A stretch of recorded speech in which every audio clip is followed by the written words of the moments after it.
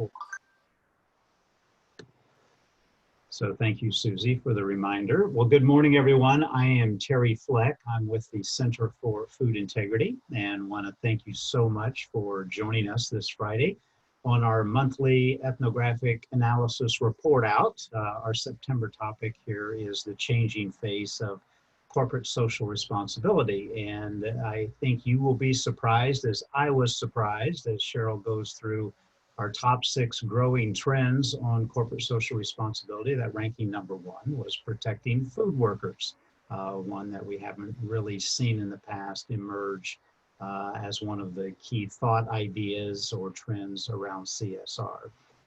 Just as a reminder, these Illuminate insights are recorded. This webcast, as well as the reports themselves, are available at the CFI member portal. If you forget how to access that, no problems, no worries. Just drop me a note and we'll get this material to you as well. I also mentioned that we are in the process of setting our topical agenda for the last quarter of the year. So if you have a requested theme that you would like us to research, contact me and drop that idea. We'll put that in the mix of things that we're looking at. I also would mention this morning that ethnographic analysis of consumer culture is just one aspect of CFI's Trust Insights practice. Hopefully yesterday in your inbox, you should have received a report on the Trust Insights Council, a team of consumer insight professionals that provide additional comment and insight into consumer culture and trends on a monthly basis.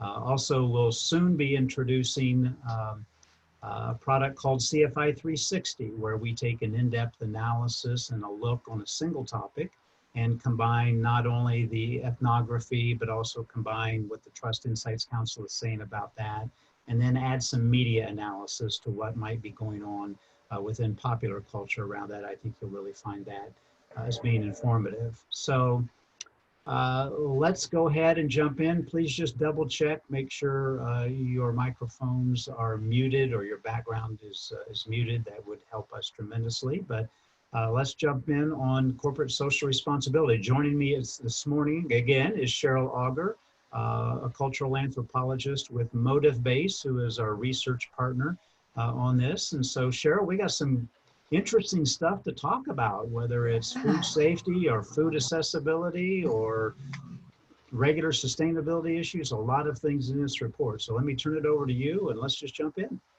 Thanks very much, Terry. I'm really excited to share our findings on corporate social responsibility. I will remind you that what I'm sharing today is based on a consumer-led perspective. So we're getting at, what consumers are thinking, what are some of those emerging trends from the consumer perspective.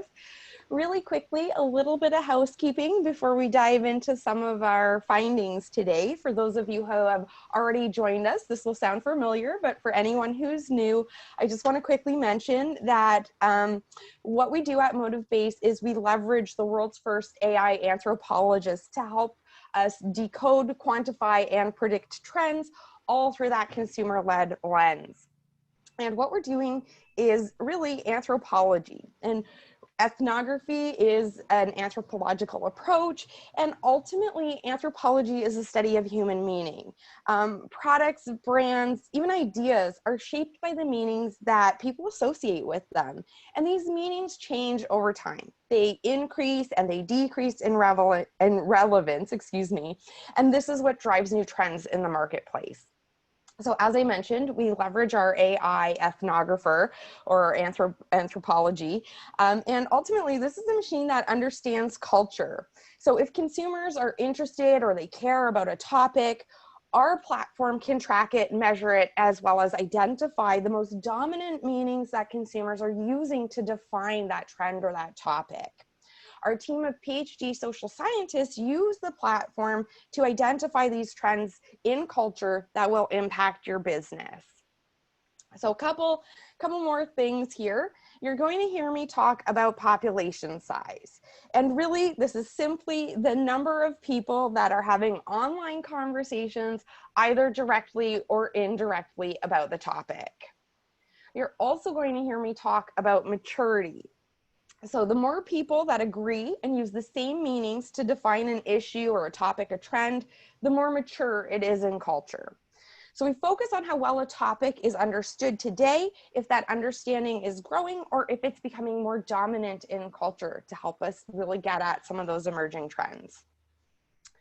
As you know, our topic for today is corporate social responsibility. Now, we've focused here on food. So we've narrowed in to ensure that this is most relevant to the CFI members. We have looked at this for some of our clients in other areas around personal care, kind of agnostically, just kind of broadly, what does it mean? But as I mentioned, today we're going to focus on corporate social responsibility as it relates to food. We studied over 477,000 unique individuals in our project today, and we studied over 5 million meanings. Our PhD anthropologists spent over 30 hours on our report. So, who's driving the conversation in this culture? Well, what we found is that people who are 25 to 44 are over-indexing in this culture, as well as consumers who are middle to upper middle class, or upper class as well.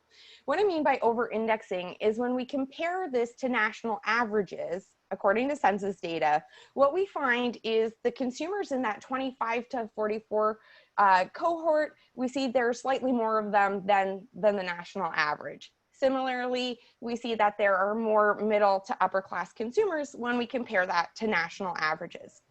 Now, I want to note that the people who drive a culture are not always the most affected by it. And we're going to see that when it comes to those food workers. You know, in this case, middle to upper class consumers are driving the culture, but the changes here are going to have an impact across the board. And again, we'll see this come to light as I get into some of our findings. Before we get into our findings, let's think about who are these consumers, what is their motivational DNA, what's driving them to engage on this topic. These are consumers who want to feel like they're doing their part to make the world a better place. They are doing this through thoughtful, considerate actions. And even when it comes to their consumer choices and their purchases, they're looking to make positive change. So they're looking to support companies that have the reach to impact real and positive, lasting change. That said, deep down, these consumers are afraid that no matter what they do, no matter what thoughtful steps they take or how they change their purchase behavior, that the system is too big, it's too far gone, they're just one small individual, and they ultimately worry that they're powerless to really make these big changes that they're looking for. I also wanted to note here that what we see when we look at corporate social responsibility as it relates to food is that there are some overlapping concerns when we look at sustainability. And we did look at sustainability earlier this year, so absolutely go check out that report. The key difference, however, is when we look at corporate social responsibility, we see a greater emphasis on social and economic issues. However, environmental issues are part of this culture. On the flip side, when we looked at environmental sustainability, it was driven by environmental concerns, but there were some social and economic concerns. There's this interrelationship between these issues in the mind of consumers. So when it came to our 6 trends around corporate social responsibility, one is protecting food workers. As Terry mentioned, this was somewhat surprising to him, and we'll talk about what's driving this trend, and I'll give it away a little bit, but there is a relation to COVID here. 2, food safety. 3, we saw consumers looking for local. 4, there's a concern here around food accessibility. And our 5th trend is a desire for more nutritional education, more nutritional products. And 6, we do see environmental concerns coming up here. We do see consumers looking for more sustainable practices. Now, what we didn't include here that's part of this culture is the concern around the ethical treatment of animals. And largely we didn't focus on it here because we already discussed it in our protein report. So if you're interested in that, check out the protein report.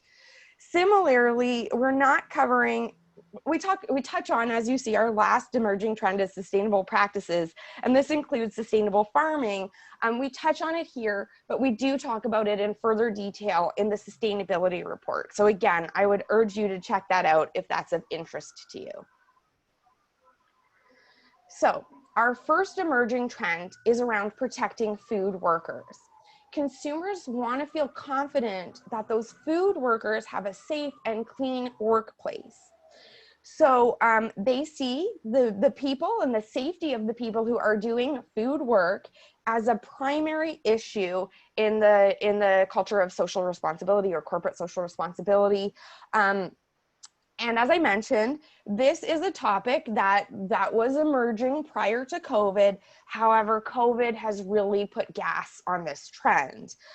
Consumers are talking about the ways in which COVID was being spread in meat processing plants in particular. And this is leading to an increased and growing concern about the safety of the people involved in the production of food, as well as those who sell, prepare, and handle it. So in addition to thinking about the meat processing plants, which were very topical, quite apparent across the news cycle, they're also thinking about the average grocery store and the average grocery store worker. And they feel that these stores really need to do their part to ensure sanitary and safe conditions for the food workers as well as the customers. And here I'll note what you're seeing on your screen on the right-hand side is a couple of screenshots from the MotiveBase platform. And you can see that this concern about the safety of food workers is currently relevant to 54 million people. It's sitting in that early majority stage of maturity. So we can see there that it's not niche. It is sitting kind of right in the middle of our maturity spectrum. And it is predicted to grow by almost 18%, which is also quite significant here. So what should you do? Well, one, commit to ensuring that food workers have the tools they need to keep safe. This would include things like access to hand washing, bathroom breaks, appropriate protective gear, and sick days. Second, ensure workers' concerns are heard and addressed. And finally, it's important to consistently communicate these commitments to consumers. Consumers need to know that you're doing these things to feel a bit more confident that we're taking responsibility for those food workers. Cheryl, before we go on to the next one, I think the one thing that it did jump out to me is that this one, and I know you'll talk about zones of innovation a little later on, but this one really is happening right now. I mean, there's a majority of, or a growing majority of consumers where this is top of mind. And so the time to engage on this one really is now. And I think that's one of the key points in your last, what should you do, is make sure that communications is not just one time out, but it's consistent, that you're bringing that message, you're helping alleviate consumer anxiety, that you're not doing your part in this, but you can't talk about other people's story, but you can talk about your story and what you are doing. And so again, this is not 12 months from now that you can engage on this one. The time is right now to engage on this one. Yeah, this one really is top of mind. And to Terry's point, when we get to that slide on the zone of innovation, we will see that this, when we calculate in our growth rate, is sitting in the mainstream. It's past our 33% threshold, and it is very topical. It is something to, if you're going to prioritize anything here, to Terry's point, I think that's the one thing that consumers are really concerned about. It's definitely top of mind. Absolutely. Yeah, and so in addition to food worker safety, consumers are worried about their own food safety. They're worried about illnesses, foodborne illnesses, as well as diseases. They're discussing this renewed anxiety around contracting foodborne illnesses, bacterial as well as viral infections from food. They're particularly worried about things like salmonella as well as listeria, both of which can be very serious and lead to a trip to the doctors. This is also related to COVID, but to a lesser degree. So we see that consumers are talking about and considering how to handle food in light of COVID. They are looking at the contradictory information that we were getting around, do you need to clean your packaged food or your produce when you bring it home from the grocery store? they're sharing articles to reassure themselves that, you know, the viral load on packaging is very low. It looks increasingly like this is an airborne illness. So this again is linked to COVID, but I would also note, given the fact that we are currently experiencing a recall around onions due to potential salmonella contamination, this is partly linked to COVID, but it's also bigger than COVID.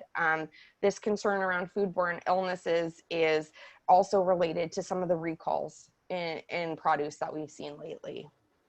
So again, what should you do? One is continuously commit to food and safety standards, including checks and balances within your system. I know many people already have those safety checks and balances, so maybe we can think about, is there a way to improve those? Again, consistently communicate these processes as well as these protocols in a concise and understandable manner. So again, consumers typically need information that's easy to access and understand. Third, this is something we have seen before, again, in some of the work we did around sustainability, but it's that local emphasis. And consumers want corporations to buy and sell local items. And so, you know, they're looking for seasonal produce from local farms. For consumers, there is this notion that local means more authentic, local is better for the environment, it reduces transit, which reduces carbon emissions.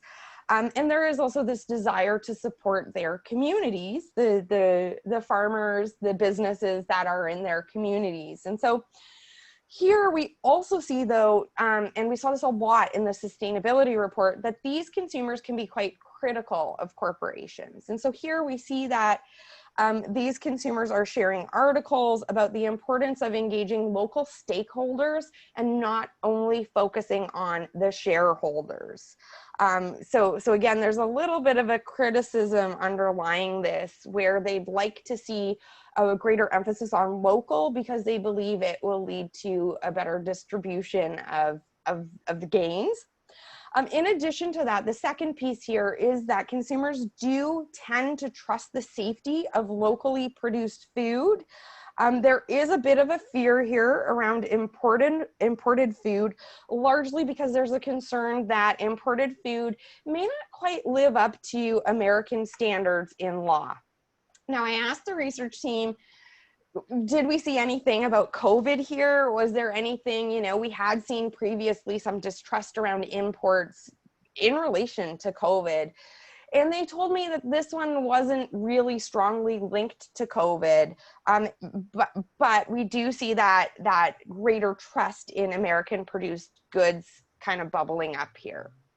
So again, what should you do? What can you do? Oh, I'm sorry. go ahead. One thing I thought was interesting on this is just the desire to support local. And it paralleled another report that we did around the future of dining out, where people said, rather than using an app, I would prefer to go to the restaurant for the takeout just because it makes me feel better to show support for that local restaurant or that local place that I typically visit every time. I want them to see me and know that I'm supporting them in some form or fashion. So I thought it was just interesting the way kind of the impersonal approach versus the personal approach and how that ties to local. So I'm sorry, go ahead. No, Terry, that's a great point, because that was also part of what sparked my question, is how much of this is COVID related, because we have seen this desire to support the community as it faces the economic constraints and repercussions of the shutdown and the ongoing challenges of dining out or eating out or even grocery shopping. So yeah, excellent point. Absolutely. And again, what should you do? Collaborate with local producers wherever possible. Again, whenever possible, support the local community of food producers. This will help to reduce some of those consumers' anxiety around food safety. Our fourth trend is around food accessibility. And consumers here are worried that lower income Americans are hurt by food distribution as well as pricing. So consumers here are worried about inadequate food distribution systems, excuse me, that hurt lower income Americans, largely because of food deserts where there's a lack of affordable fresh produce or affordable healthy food. They believe that low-income Americans are further hit by unstable food prices, particularly increases in food prices. We know that food prices have increased quite substantially over the last few years. And so there's this worry that lower-income Americans find it increasingly challenging to get not only the staple foods, the basics that we need, but also some of those healthier fresh produce options. Here again, we see that criticism or that skepticism of large corporations, of the profit incentive. So there's a concern here about growing inequality and how this leaves some people behind. This overemphasis on profit when it comes to food. Food is a necessity. So these consumers are worried about consumers' inability to access healthy and fresh foods. And here they want the food industry to play a role in solving this problem. They would like to see the food industry looking for ways to reduce food waste. So for these consumers, food waste is ethically problematic in light of the fact that many Americans don't have access to healthy food. And in addition to that, they'd like to see some form of distribution by population rather than by wealth. So these consumers, you know, they you know, have large aspirations, I would say, you know, but this is the consumer perspective. This is where they're at. So what can you do here? You know, show consumers how you are working to reduce food waste. And again, we did see this come up in some other reports. Some examples here include things like donating day-old baked goods to food banks or other organizations that are assisting low-income consumers access healthier foods. Advocate for organizations that are working to reduce food waste, as well as highlighting internal practices that help to reduce food waste. A couple others, Cheryl, that just came to mind on that one too, is just encourage members to go to Best Food Facts. There's a great infographic on how the supply chain works and where the disruptions could occur. It was just a great explanatory infographic that you could use and repurpose, certainly from Best Food Facts.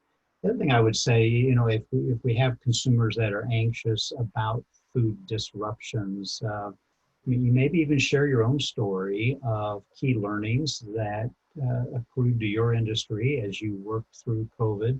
And again, one other point is, if you're interested in ethnographic analysis around rising food prices, we did have a member that asked us to do one for them. They're willing to share it with other CFI members. We just didn't do a webinar for you on that one, but if you'd like to tap into that one, it's available on the member portal as well. Great. I'm sorry. Our fifth trend is around nutritional education. And here again, we can see consumers turning to corporations for solutions, and they feel that companies should offer some form of nutritional education. They'd like to see the food sector help to improve nutritional education via nutritional programs. Largely, this is being driven by a concern that a lot of what Americans are eating is not especially healthy. There is a concern here as well that nutrition labels can be misleading or hard to understand for the average consumer. And so these are consumers looking for easy to understand materials about nutritional quality as well as dietary guidelines. Additionally, they would like to see the food sector tackle obesity by supporting public health initiatives. So again, looking to the food sector to be part of the solution. And they want to learn healthier preparation methods and healthy ingredient substitutes. So there's this desire to focus on nutrition as a way to overcome what they see as a public health crisis around obesity. What can you do here? One, lift up sources of food nutrition, again, leveraging our best food facts to help stakeholders see your support of nutritious eating. Consider offering some educational materials or free public lessons, as well as demonstrations with dietitians and chefs. I know that some grocery stores are doing this already. And 3, consumers are interested in easy, healthy recipes on packaging. So they're interested in getting some assistance when it comes to learning about how to eat better and how to ensure that they're eating nutrient-rich diet. So my COVID 20 pounds is now showing itself, right? And I need to eat more nutritiously and build my immunity. I feel you there too. I am also one of these people who COVID-20 is a thing for Yeah, sure. yeah. Yeah. My comfort food has caught up with me, and it's Me too. staying. I feel you. And lastly, so far we have mainly focused on the social and the social and economic side of corporate responsibility. As I mentioned off the top, there is an environmental side to this as well. There is a relationship in the consumer's mind between social, economic, and environmental issues. And so we do see here that consumers are looking for sustainable practices. Again, they want businesses to start taking on more environmental initiatives. They would appreciate the food sector to find an ethical way to feed the population without damaging the environment. So here they're thinking ahead, wanting to ensure that our environment is in good shape to continue to feed the population for years to come. They mention here sustainable farming practices. There is talk here as well of organic farms. So there's a belief that organic farming and a decreased use of pesticides is good for the environment, which is good for the rest of us because it will help to ensure that we're able to continuously produce food. In addition, in our sustainability report, we talked about vertical farming, we talked about community gardens, we talked about ways that corporations could engage with consumers to make a connection between the food that we eat, especially those of us who live in cities, and the way that it's grown. They would like to see the food sector committing to sustainable sources when it comes to controversial ingredients. And here you'll see palm oil. So we've been doing quite a lot of work in and around sustainability recently. And when it comes to food, when it comes to personal care, we consistently see palm oil being singled out as a potentially harmful ingredient. And this is largely because it is being associated with environmental destruction, where it's growing. So there's a concern around the loss of biodiversity here. So these consumers are looking for ethical sourcing when it comes to ingredients like palm oil, which is used in some food like chocolate, as well as personal care products like lipstick, for example. So they would feel more comfortable if they had some assurance that this type of ingredient was sourced ethically. So they're not necessarily saying don't use it, but they are looking for ethical sourcing when it comes to some of those more controversial ingredients. And as I said, palm oil has been coming up consistently in our work on sustainability across a range of categories. I think too, we're also seeing this with the shareholders in corporations now, bringing out the ESG aspects and making sure that there's a plan for that. And so, if you've got, if there are members that are kind of wondering, how do I navigate all of that, do contact us, because we have a whole toolbox full of optimizing sustainability tools that we'd be glad to help you out with. So. Great. Yeah, and so here again, in addition to Terry's point, some opportunities here: share how your practices are sustainable. What are you doing to improve water, soil, air quality? This will help reassure consumers. Again, support new technologies and research to develop a long-term sustainable agricultural solutions. When we looked at this in the context of sustainability in our previous report, we saw consumers were very interested in new technological solutions. They were quite optimistic that technology can help to overcome some of our current environmental practices. And then 3 here, consistently communicate these initiatives with consumers. Again, it's important to let consumers know that you're doing these things. Cheryl, before we go into the zone of innovation, let me just throw out a couple questions here that people have been asking me. One question was, how do I get access to these reports that I'm mentioning? or you're mentioning sustainability, Yeah. future of animal protein.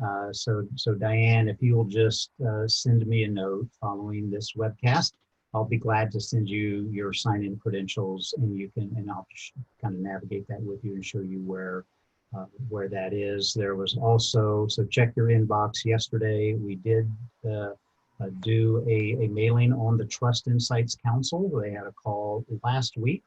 And so we shared with you kind of the top three items that they were sharing in that. I remember one of them, it was certainly the K-shaped recovery and a little bit of background on that one. So again, if you didn't get that, drop me a line. I'll make sure that you get a copy of that one as well.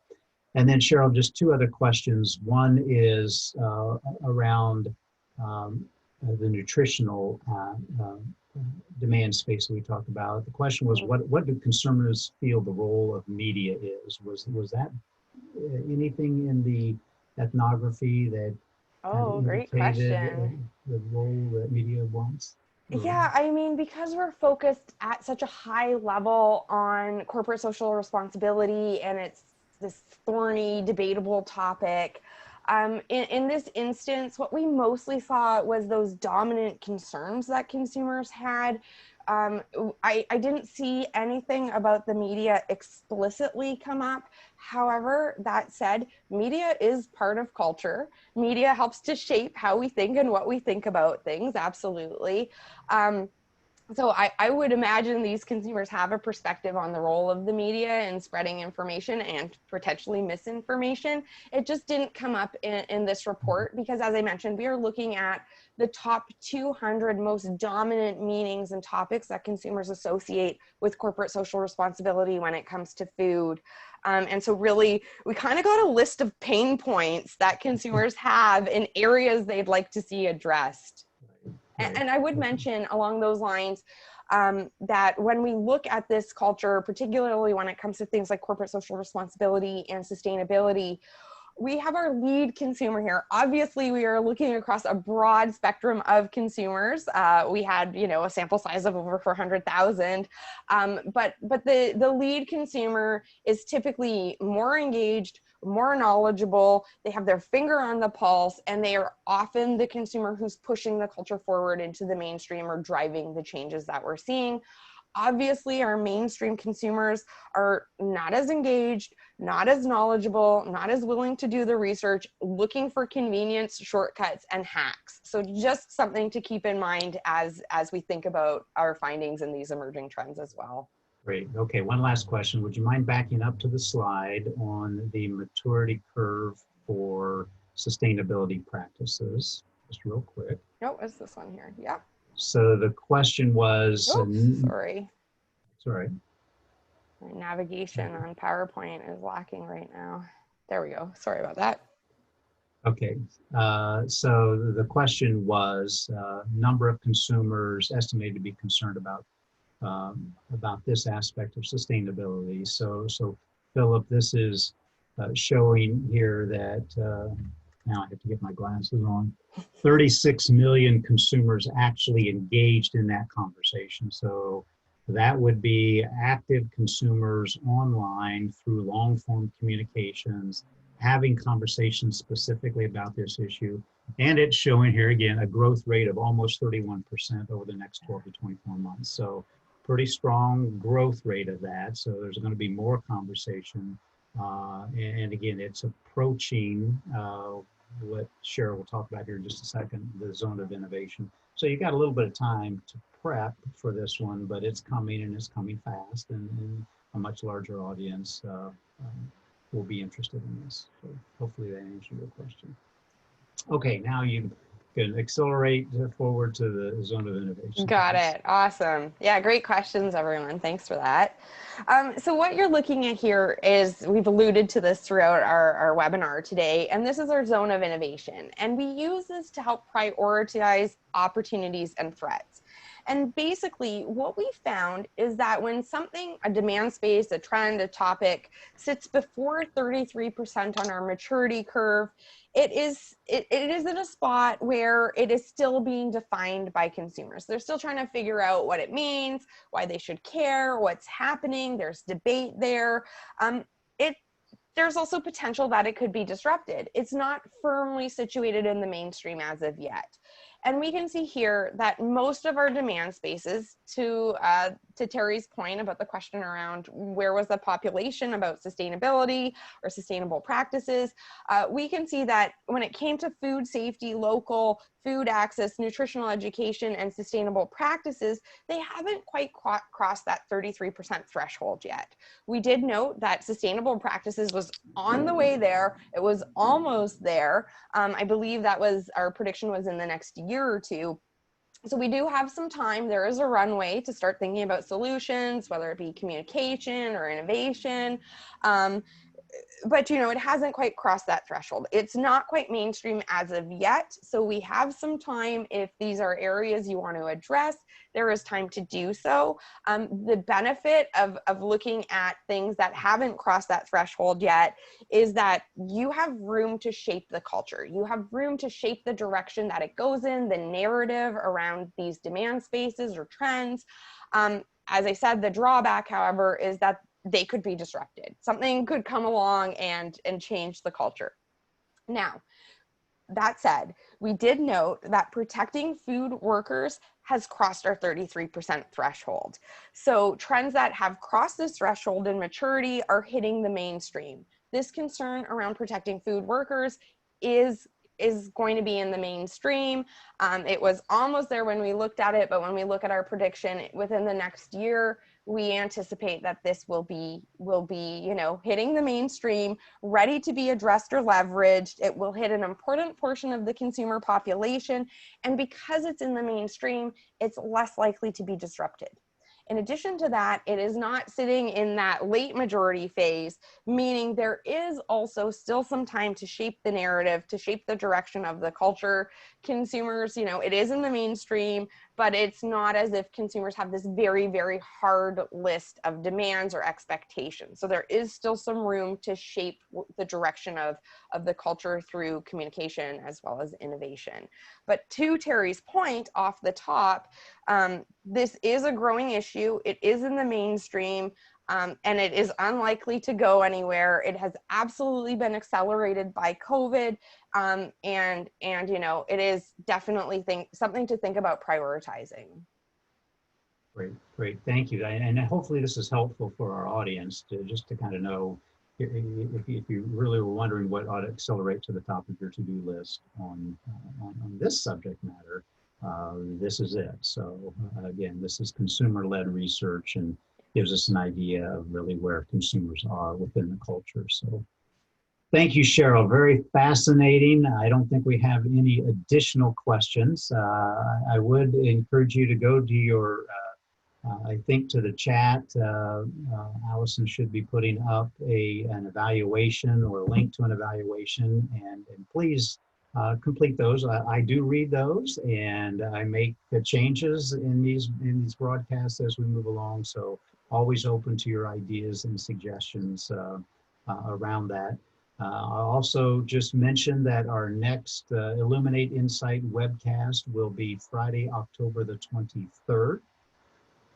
So I think that's probably the third-ish week of October. I think the subject, we haven't fully landed the plane on this one, but I think the subject is going to be around this new meaning of fresh, and actually what we're seeing emerge within culture, what fresh actually means. It's probably not what you think that it means, and that's what anthropology helps us to understand. So there's always, Cheryl, you've always got a little bit of a twist in this that I hadn't anticipated. So always want to bring something new. That's always our goal. So yeah, so I'm always surprised at that. So thank you for doing that. Again, hopefully this has been helpful. Thank you so much for joining us today. If you got ideas and suggestions, drop me a note. If you need to access those extra reports, drop me a note. I will show you how to go to that web portal, and you can have access to more information than you have weekend to digest. So happy to do that. Cheryl, thank you again. Thank you to Motivase for all your help on this. Thanks for tuning in, everybody. Have a great weekend. We'll see you the next time. Thanks. Thanks so much. Take care.